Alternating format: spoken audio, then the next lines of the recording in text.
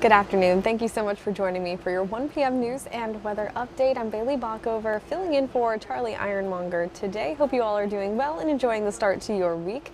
We are going to be warming up as we head near Christmas. For those of you that are very much excited about the warmer weather, we are going to have it this holiday season. It looks like upper 60s, maybe even low 70s for some parts of the region this holiday season. Before we dive into your forecast, I do want to go over a rundown of your top headlines this morning. There has been an update in the 3 teens charged with murder of a 13-year-old girl. Goldsboro police say they received a shots fired call in the 200 block of Alpha Court just after 4:30 p.m. yesterday. When officers arrived, they found a 13-year-old girl suffering from a gunshot wound. Police say EMS pronounced the teen dead at the scene. In an update this morning, officials say 3 teenage boys were identified and taken into custody in connection with the shooting. Police say 2 16-year-olds and a 15-year-old boy were charged with first-degree murder and felony conspiracy. The teens were taken to the Pitt Regional Juvenile Detention Center in Greenville. Police are actively investigating the homicide. They say they'll share more information as it becomes available. In the meantime, deputies say that a new Bern K9 trainer is accused of animal cruelty. We do want to warn you, some of the information in this story could be disturbing to viewers.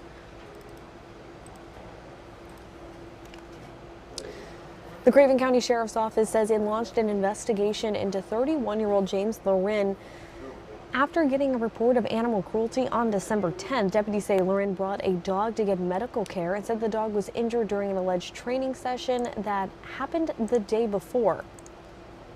A veterinarian evaluated the dog, who was bleeding from the mouth.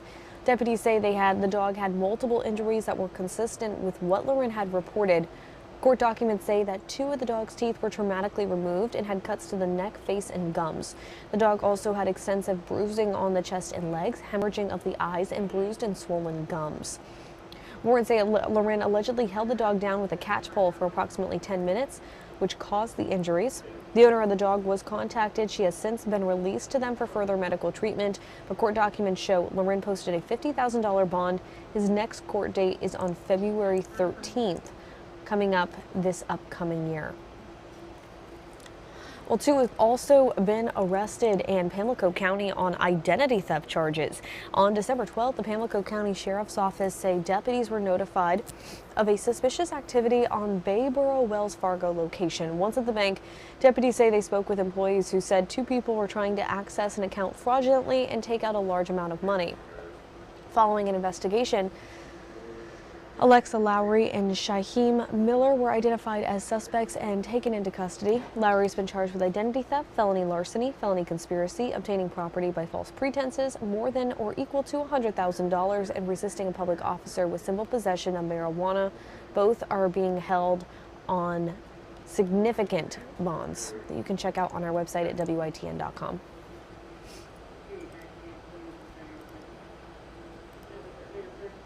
And now I do want to turn to the latest on the release of the first batch of the Epstein files. NBC's Ryan Nobles has more on the fallout mounts over Epstein's files release.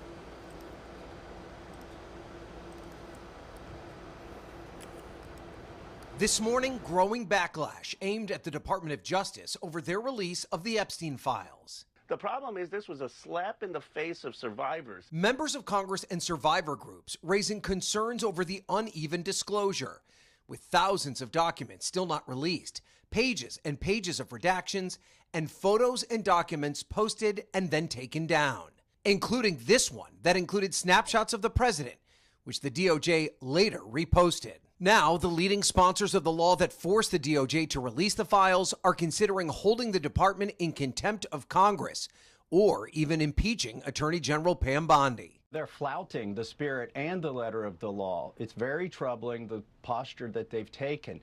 And I won't be satisfied until the survivors are satisfied. Deputy Attorney General Todd Blanche telling Kristen Welker the DOJ is not working to shield anyone, including President Donald Trump. If President Trump is mentioned, if there's photographs that we have of President Trump or anybody else, they of course will be released. The DOJ responding to the criticism by posting a lengthy fact sheet describing a, quote, arduous process and arguing the redactions and slow release are all part of their effort to protect the victims. Hundreds of lawyers looking at every single document and making sure that victims' names and any of the information from victims is protected and redacted. Sky Roberts' sister, Virginia Roberts Dufresne, was among the first survivors of Jeffrey Epstein to come forward and tell her story. I think we still have a big fight ahead of us. Dufresne took her own life in April. Her brother telling Hallie Jackson survivors are expecting a lot more from the DOJ. I think a lot of survivors are feeling a bit betrayed right now, too.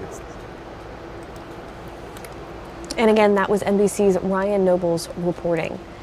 Now, I do want to briefly go over what you can expect from your First Alert forecast for this week. I know many are excited about the holiday season, but what are we going to be feeling like? For those of you that were hoping to see a white Christmas this year, that's probably not going to happen unless a literal miracle happened or you just go up north.